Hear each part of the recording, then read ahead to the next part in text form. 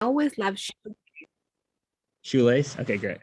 because I feel like it's always good for my hips. I do too. I love sitting in shoelace. Me too. All right, cool. So let me just, I don't have my headphones in, so if you can't hear me at any point, just let me know.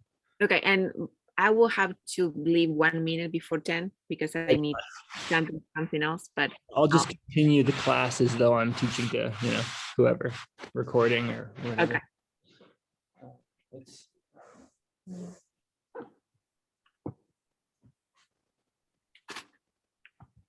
all right, so grab any blocks, pillows, blankets that you think you might need here. I'm going to grab 2 couch cushions, as you can see. Your Parents' couch, just as a kind of a bolster idea. And you really can get quite creative with these props. But when you're ready, let's come to our seat. And we'll begin seated and just start the practice with a little bit of silence.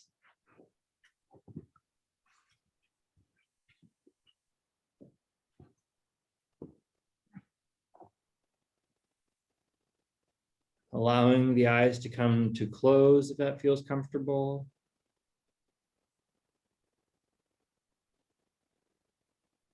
And starting to shift your attention more towards your breath.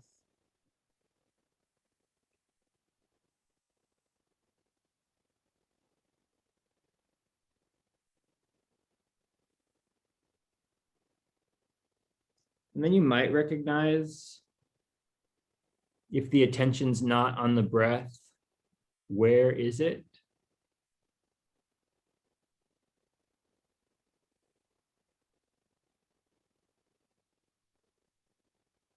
And then that's really meditation, is a simple noticing of where the attention is, and then bringing it back to the place that you want it.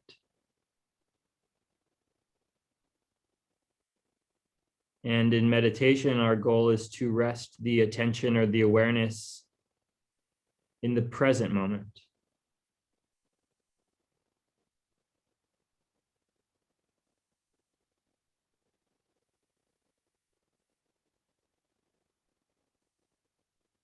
And we talk a lot about the present moment in the practice. I think it's helpful to actually name some really tangible iterations or manifestations of the present moment.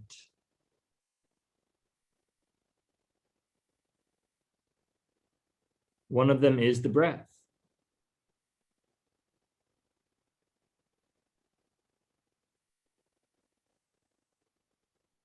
The breath that you are breathing right now always exists in the present.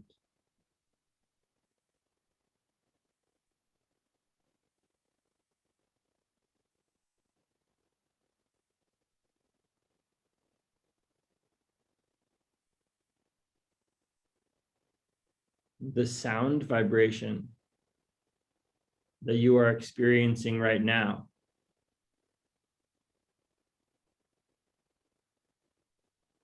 sound vibration will always exist in the present.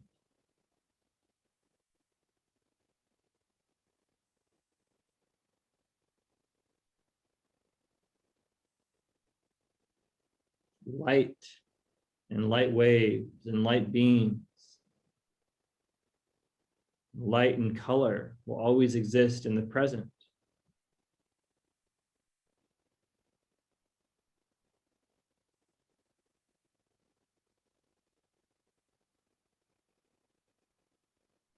Your sense of smell, your sense of taste, they always exist in the present.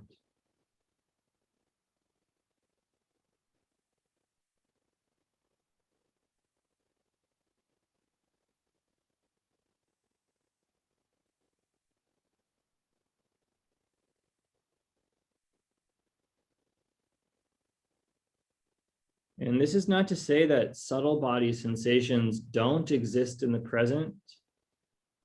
For example, emotions or thought sensation.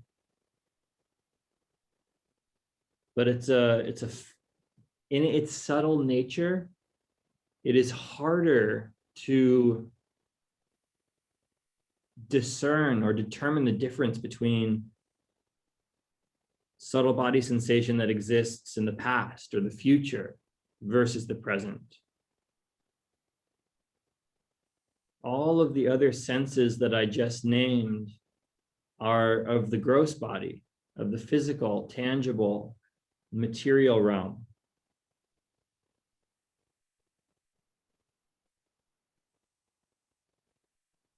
And so if you ever sense that you are shifting to a place that is other than right now, right here, which is a capacity that the subtle body has to send its attention into the future or into the past, to intuit or to recollect. But if you ever feel as though you are lost or stuck in the future or the past, you can use these senses and this breath to come back to right now, right here. Be here now.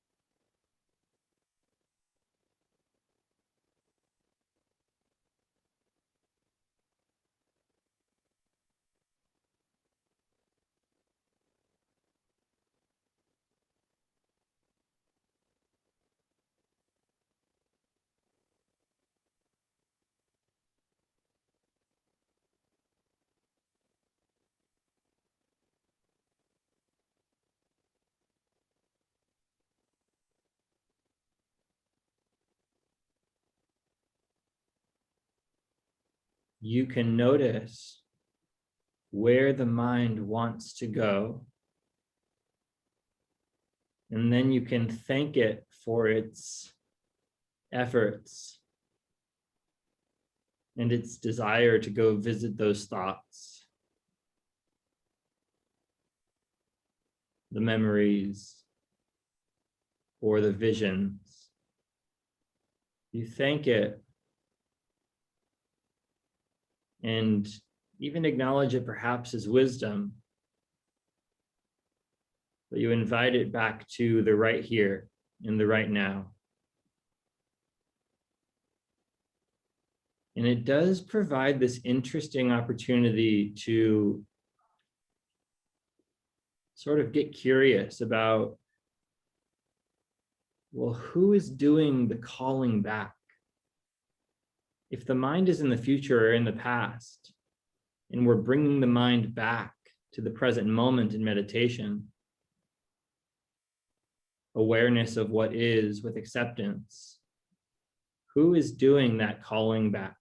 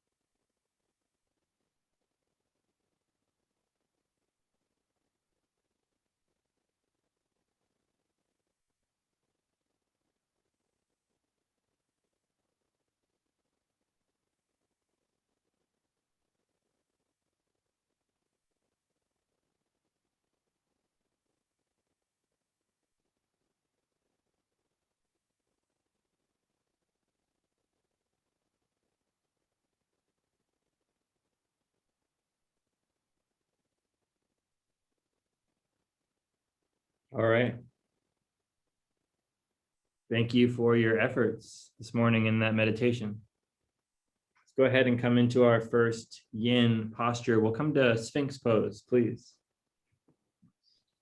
If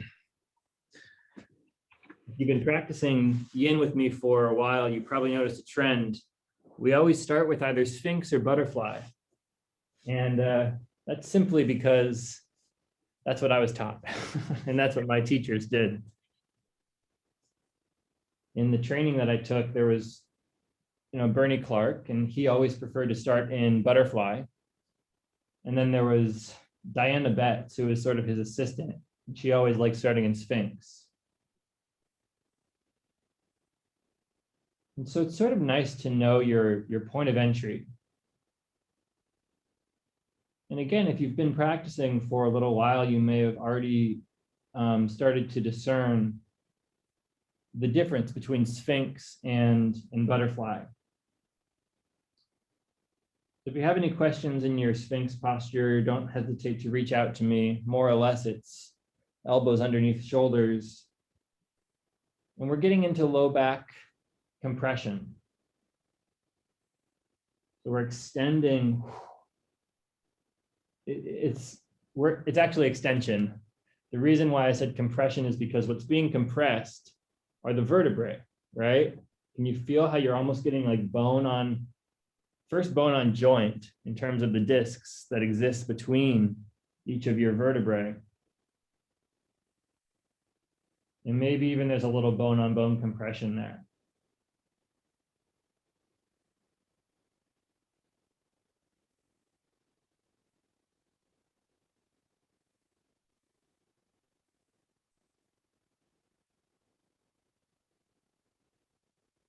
So everything that we worked on in the meditation, it applies here too. That opportunity to come back to this present moment.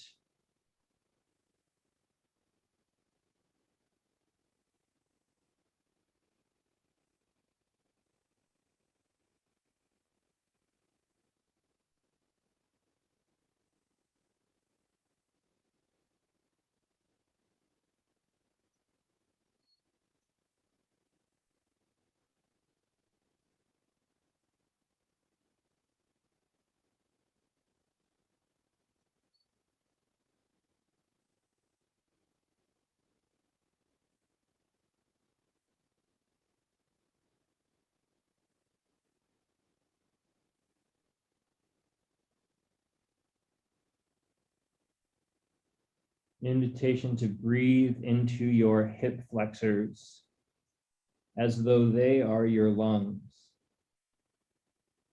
that delicately inflate and deflate with every breath.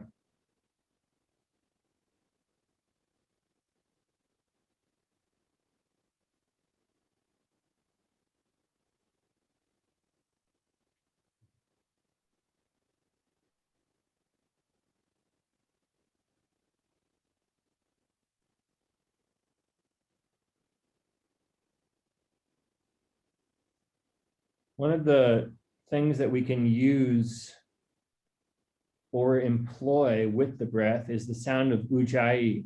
So it's like you're constricting the back of your throat as you breathe through your nose. So it makes an ocean-like breath.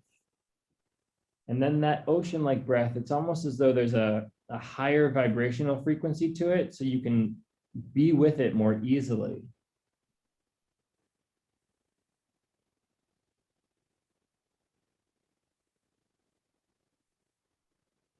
Each breath like a wave.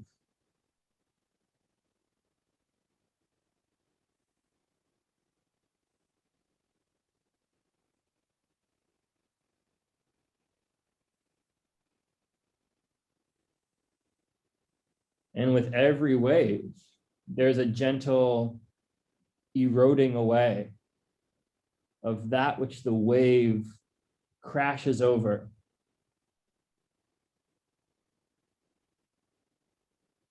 And so maybe that feels like it's some strong imagery, visual imagery for you. in terms of the extra holding on, the tension, or any of the inflammation even that exists in the body presently. We're putting ourselves in these positions and then allowing the waves of the breath to wash over the positions that we hold here. Just one more breath in here. And then let the exhale descend you downward. Go slow. Just watch that sensation travel. This is part of the erosion process, right?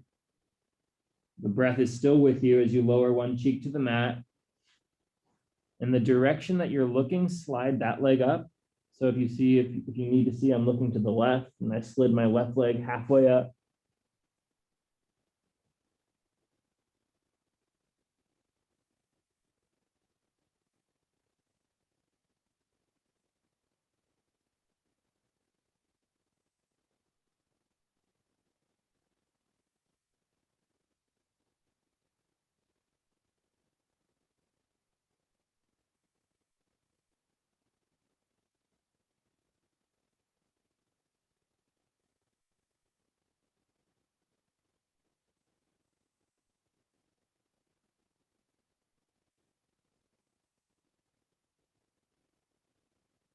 Coming back. Slowly, slowly, slowly.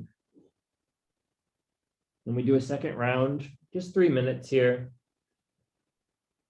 And I really like to use the second round to help me engage with my edge. So everyone's going to have a different edge. Your elbows may still be down. If you want to lift them, this turns into your seal pose. And this is an experiment, you guys. Like, I know what my edge is based on how I've done these postures before, and then how it showed up for me throughout the rest of the day after I practiced. And so now I just kind of know in my own body, if I can do, 5 minutes in Sphinx, 3 minutes in seal, I can carry an awareness of my lower back with me throughout the rest of my day. That's the payoff. That's the result of the action that I'm taking now.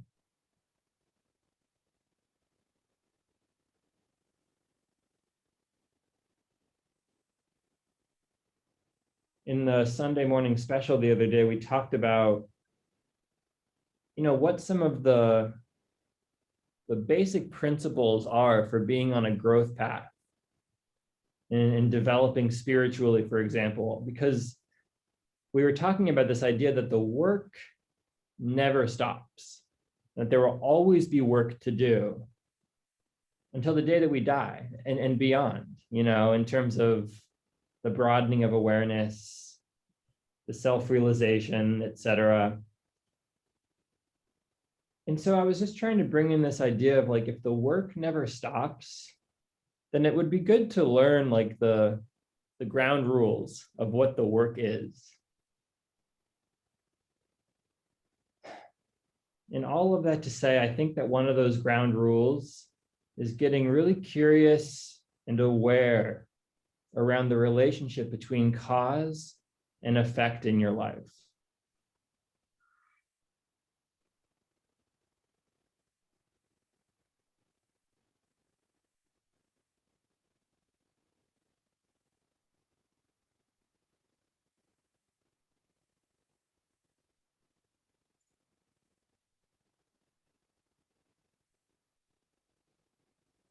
Just about 30 more seconds here.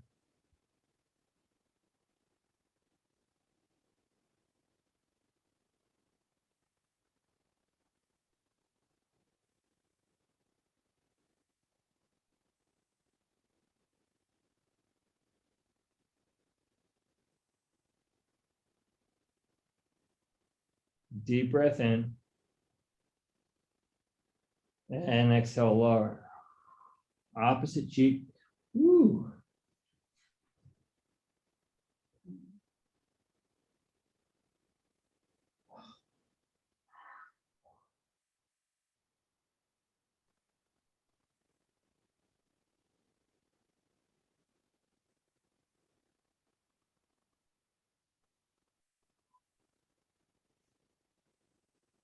I was speaking with a woman the other day who was reflecting about her yin practice, and the thing that she said is, oh, it's just so deliciously painful. You know, as a teacher, I know and I understand that pain is not what we're going for. But as a student, I also could see that, like, it helps with the contextualization, because I think really what she's saying is that if the word delicious is attached to it, there's some benefit that's happening. And so to be with the edge, that edge of, I mean, I was really just feeling it in those last couple breaths of my seal pose. And then you come out of it, there's really like this exhilarating release. And there's something delicious about it. All right, so when you're ready, bring your forehead back to the ground, place your hands under your shoulders, and start to press yourself up slowly. And just lead with your tailbone here and do a little exploration of movement. And the reason I'm inviting you to lead with your tailbone is because you've just really opened up that lower lumbar spine. And you may notice, like, if you take the tailbone now into posterior tilt, the pelvis, into more of a rounded position, woo, you're really stretching it in the opposite direction than where you just were. Go slow. And then just do whatever else you need to do here. As you then start to walk your hands a little further forward, and we're going to come into a puppy dog pose, Anahatasana next.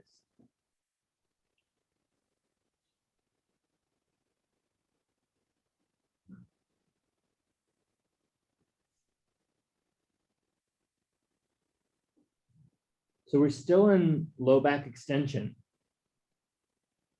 And what that is, anatomically speaking, it's called anterior tilt of the pelvis. And so that means the front points of your pelvis, your AS-IS bones, they're tipping towards the earth. And when they tip towards the earth, that will make your tailbone lift up a little bit.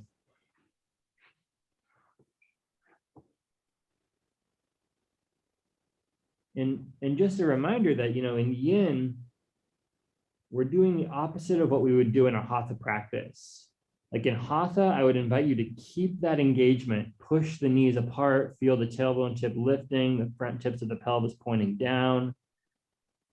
In yin, you might do that for a breath or two, and then you let it all go. So you've set the shape up. Beautiful.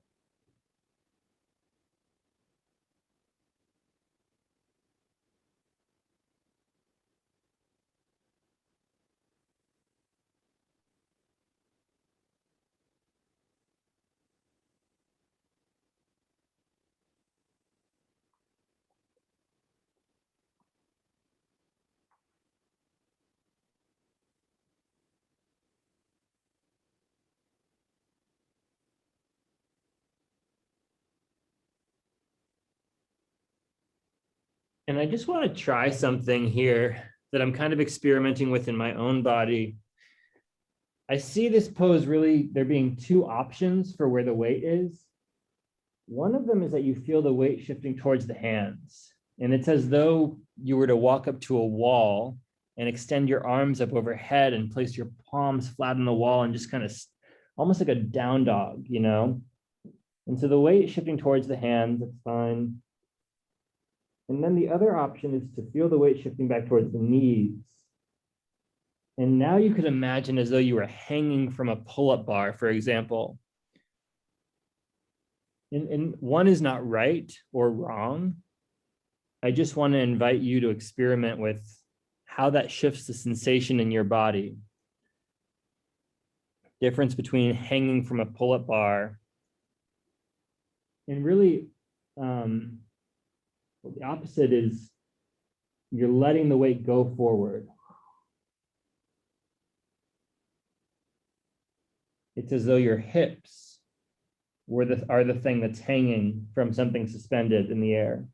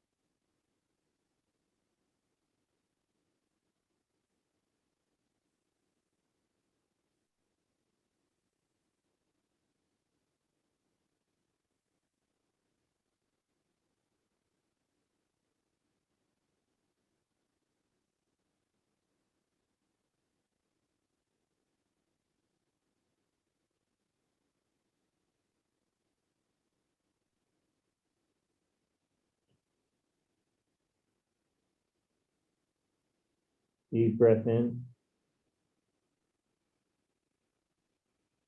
Exhale.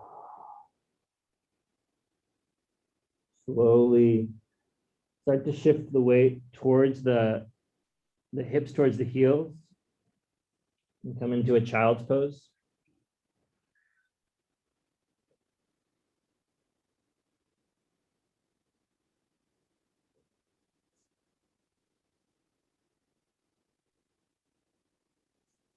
So we've now taken the spine into another orientation. We're in flexion of the spine now, as opposed to extension.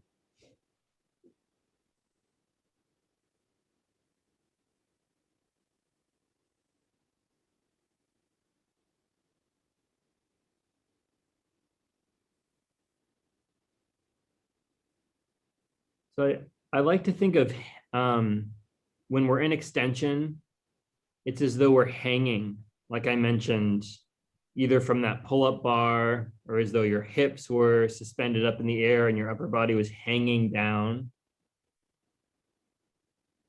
In flexion, I think of draping, like I'm really just draping the upper body, resting the chest on the thighs. Everything is released over something.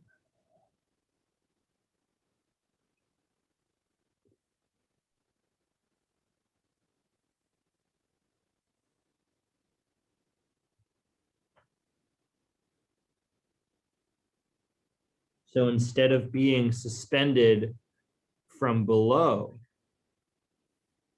or that you're below the thing that's suspending you, you're actually above it and you're draping over it, if you want to go with that visual.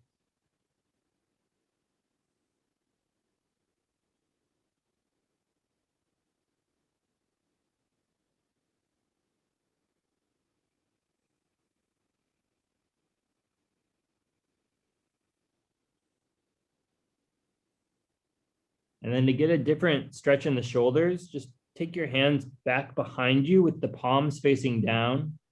And if you want, you can also walk your knees in closer towards one another. It's an option.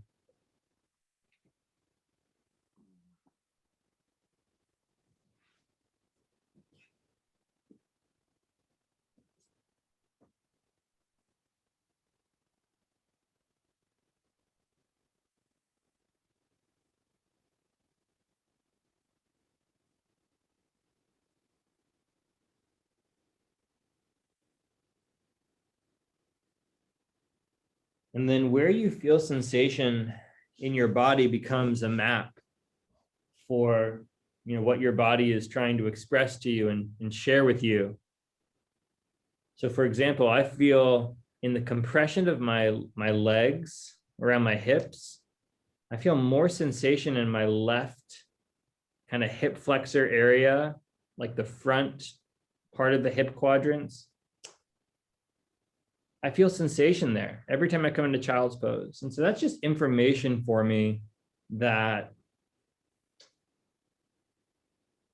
that's coming from somewhere. Maybe there's some overcompensation happening on that leg, or I'm overusing it, or I'm favoring that side or favoring the other side. And the cool thing about this work, you guys, is like a lot of it will just work itself out by coming here and holding the posture for time and being still. It's like ironing out, any kinks that got put in.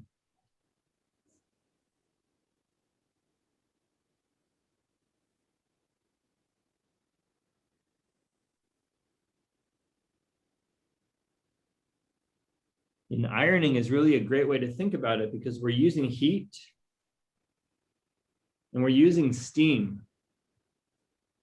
And steam is the combination of fire and water, effort and grace.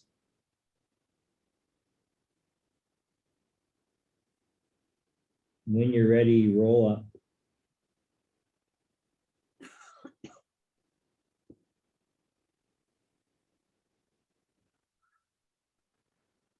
If you want to take a couple of shoulder rolls, you're welcome to.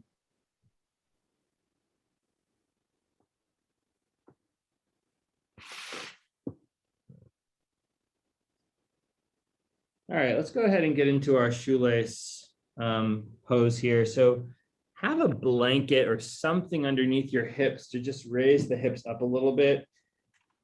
For whatever reason, I prefer to use something soft under my hips for postures like this. Even the foam block tends to just do a little bit too much to my circulation. So I go as soft as possible on these. In yin, we're going to be here for 5 minutes. So we kind of want to give ourselves the most supportive environment possible. So when you're ready, you can come like I am, hips raised up on something, and they may need to be raised up higher. I'll just take a minute with this because if you are already comfortable in your shoelace pose, bear with me. But if you aren't yet comfortable in your shoelace pose, and this is a point of entry for you, as Laura can attest, this pose is a game changer. It's really can really open things up in the hips. And so some of you may need to really be up. And the way that you'll know is that your knees won't want to fall to the ground. They'll kind of be stuck here. And that's a lot of reasons for that. Tightness of the rotators, tightness of the inner thighs, weakness of the outer hip muscles. And so, in yin, we're not working on strength. Come to the hatha class for that. But let your knees fall to where they fall. And this is really why we do butterfly in the beginning usually. But for this example, we're actually going to crisscross the legs. So take your left hand under your left leg to your right ankle and draw it across. And this is where you're going to notice how far down does this knee go. And if your hips are higher than your knee, right, then get another thing here and just allow it. See how much easier that is now? And so you could do it just like that. Do the crisscross. Other option is to keep the bottom leg straight, only cross the top leg. And that can be a lot on this hamstring. So just be mindful to give yourself the support where you need. All righty. So starting to come into your shoelace when you're ready, I'm going to start the timer now. So just be mindful of that on the other side if you were already in the posture that whole time. I'll try to make sure you get an extra minute in there. Let's start upright.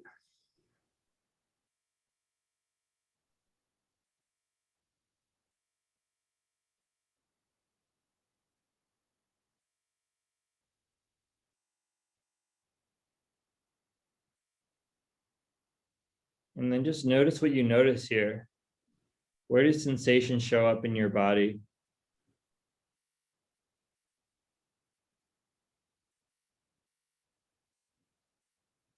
And can you use the breath like waves crashing on a surface? The breath is the waves, and the sensation is the surface.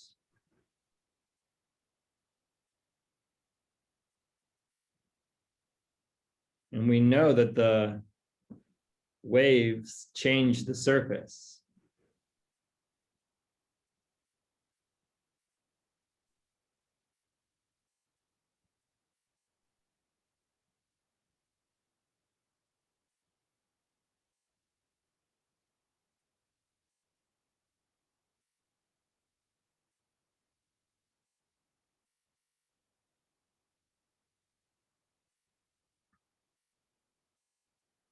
Take a side bend here. So up and over towards the left, I'm mirroring you. You may like to place a block underneath this left elbow.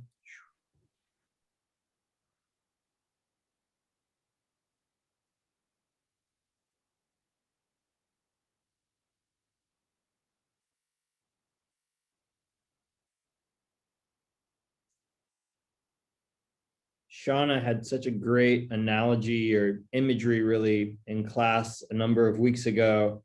We were doing a lot of work in the hips, and she was talking about like the head of the femur bone in the hip socket being like a spoon that was sort of scraping the inside of a bowl. And we sort of said that, you know, it's up to you what you want to put in the bowl. If it wants to be ice cream, it can be. But it's such a great way. Like, can you experience the head of your femur bone just sort of scooping out where it's entering into the hip crest? I think that might be called the acetabulum. I can't remember.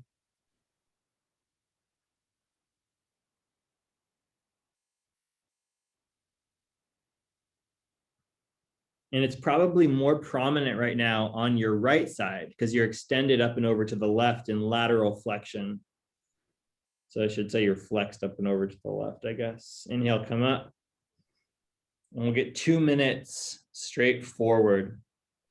Just feel how probably your right side body is like, woo, still flying upward. You can rest a block where you need to. As you come into flexion of your spine here. And then as soon as I allowed my body to come forward, I actually feel it now in the other hip. The sensation shifted to the other hip. And so I'm going to bring that same analogy of spoon scraping out the inside of a bowl. I got to look this up. What's the acetabulum?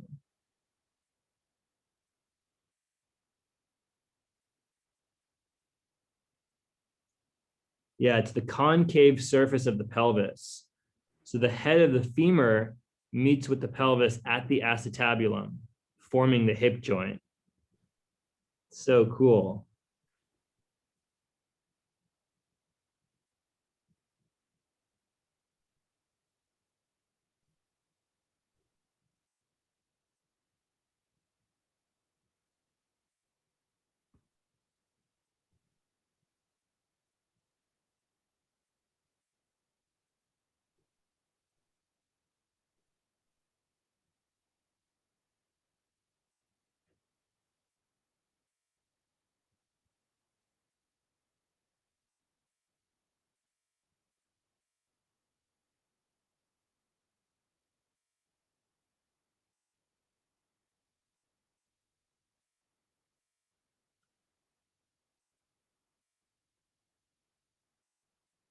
And when you're ready, take your last breath in here and start to walk the hands back up.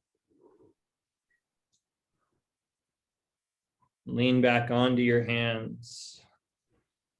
Take the soles of the feet flat to the earth. Just go really slow in coming out of this. I'm going to do some of these guys. You can do whatever you feel called to here.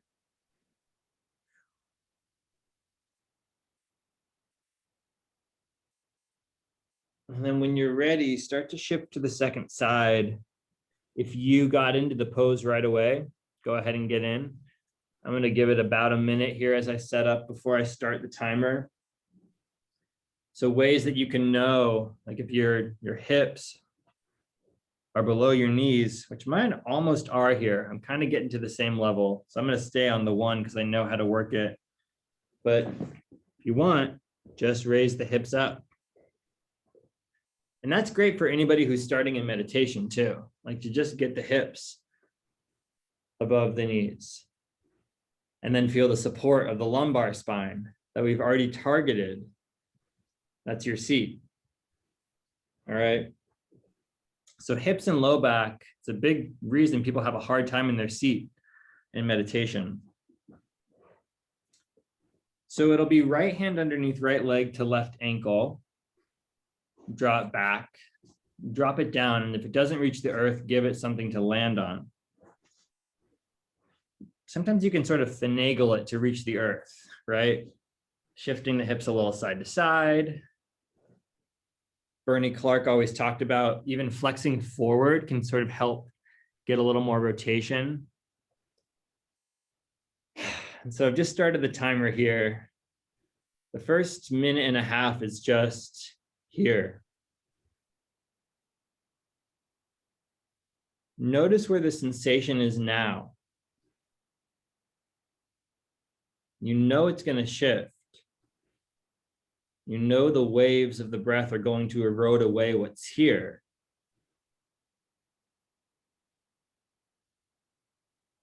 So be with the thing that is here and now as much as possible, because it will never be here again.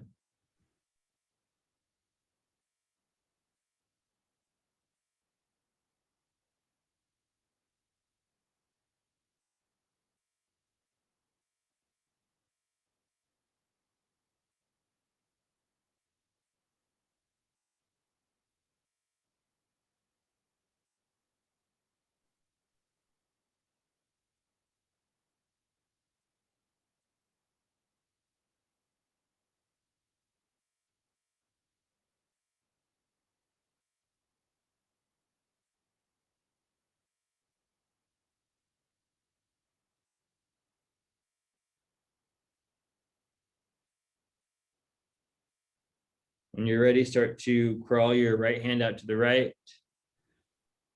Lateral flexion, side bend. If you want, land your elbow on something.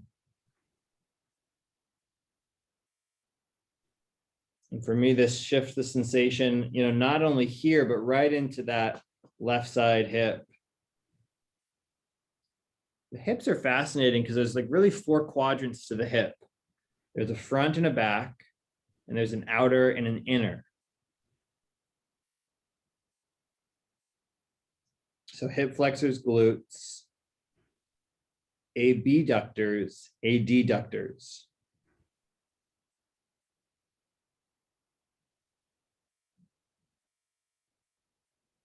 And we're kind of pulling on them. We're bringing tension into that part of the body.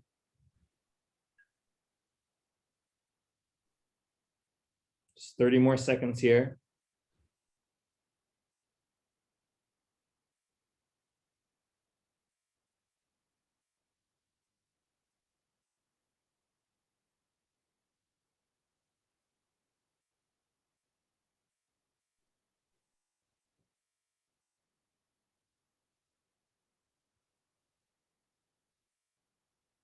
Inhale, come up. And exhale, just try to take it straight down if that feels okay for you. You're welcome to stay upright for a little while if you want. Use that length that you just built into your left side body.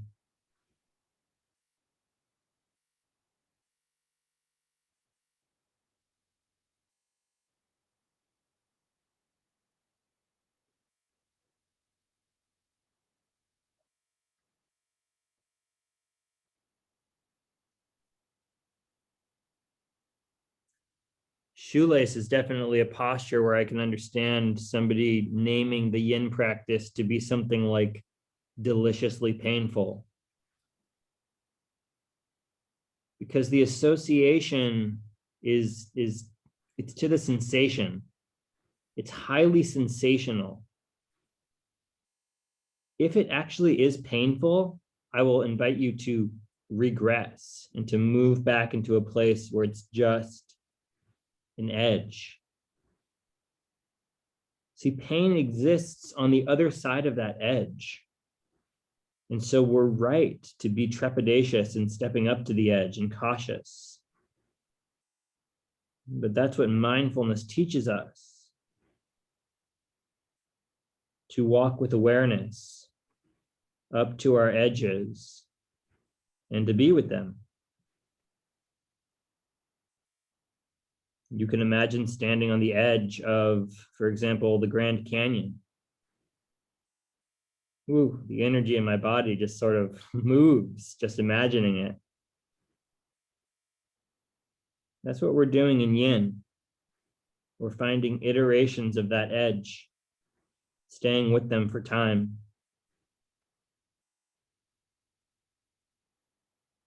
So inhale, starting to come up. When you're ready, uncrossing those legs. And if you want, orient on your mat so you're facing long ways. And let your windshield wipers just sort of take you slowly down.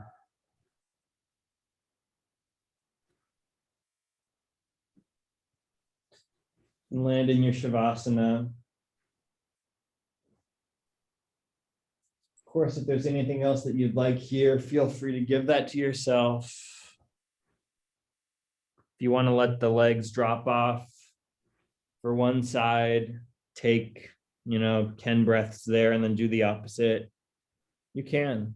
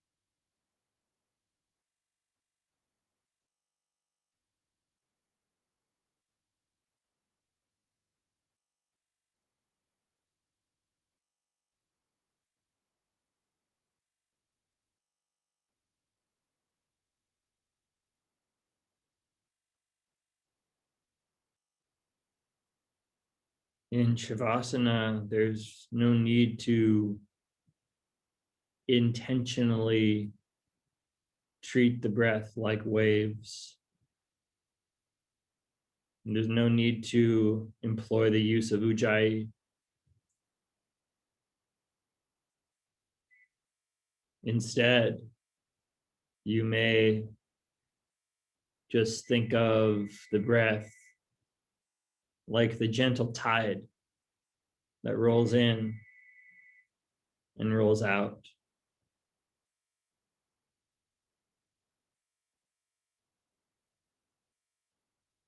Without much effort, the body breathes.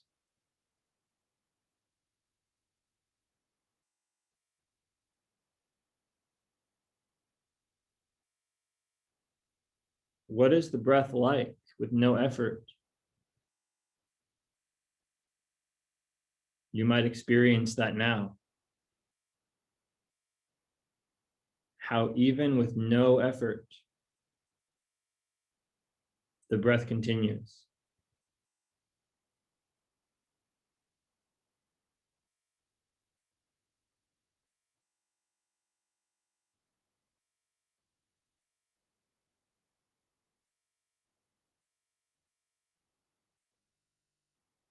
Just get out of the way as much as possible and watch.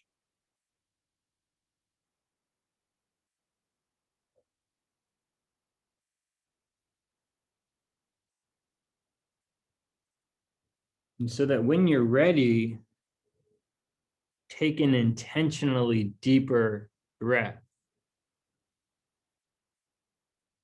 Just notice the difference of that.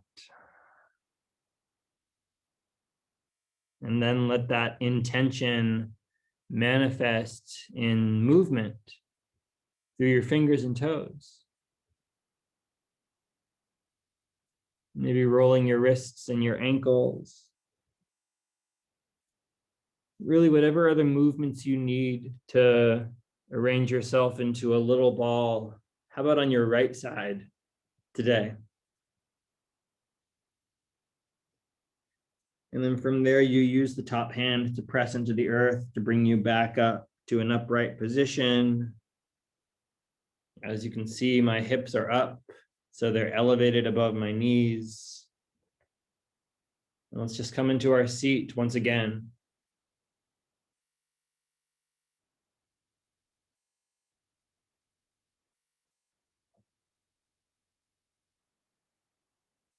You might be with space here.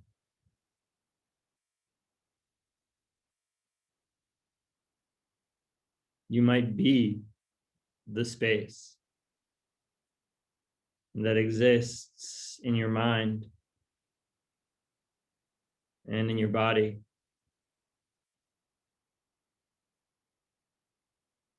There is space in every cell of your body.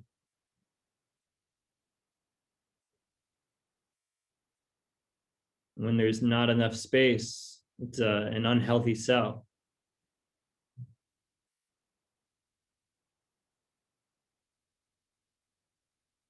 And when there's not enough space in the belly, it's an unhealthy belly.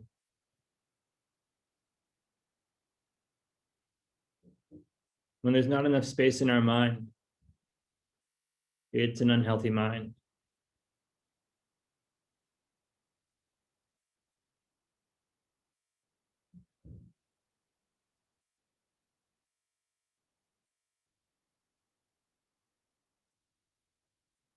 So where is that space for you?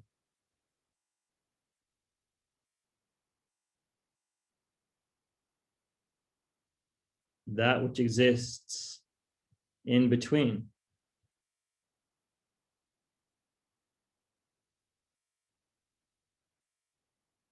In between breaths, perhaps?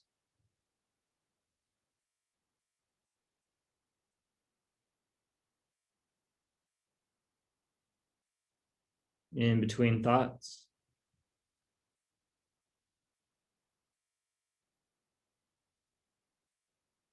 And maybe it's even the space between my words.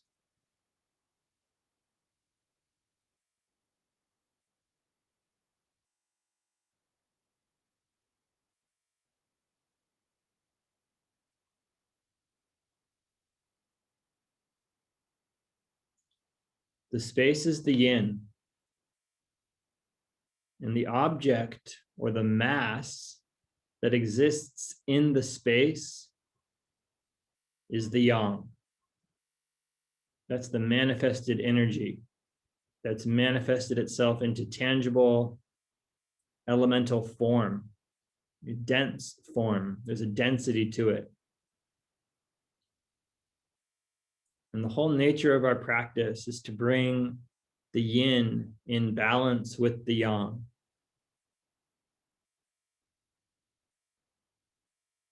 So if you feel that there's too much stuff in your mind or your body or your life, look for the space. It exists there, and it can be harnessed. Its power can be harnessed to support us. The power of the yin to balance out the power and the activity of the yang.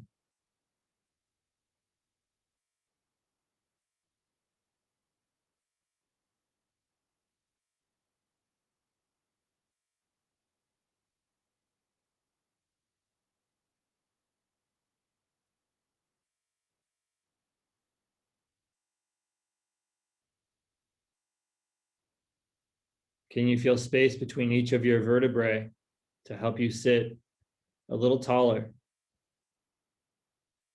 Just for one more minute here.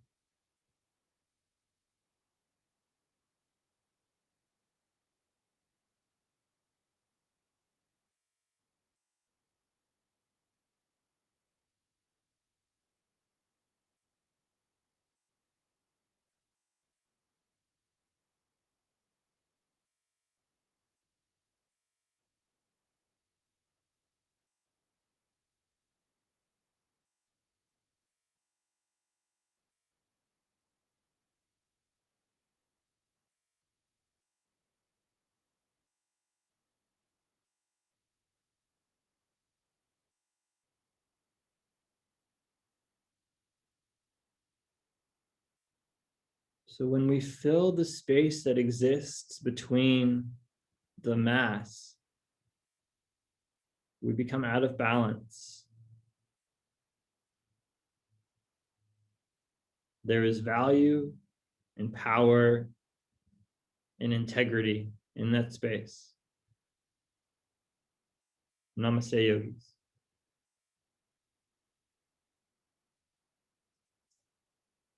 Thanks so much for practicing this morning. As always, if there's any questions that you have about the practice, don't hesitate to get in touch. Have a good day.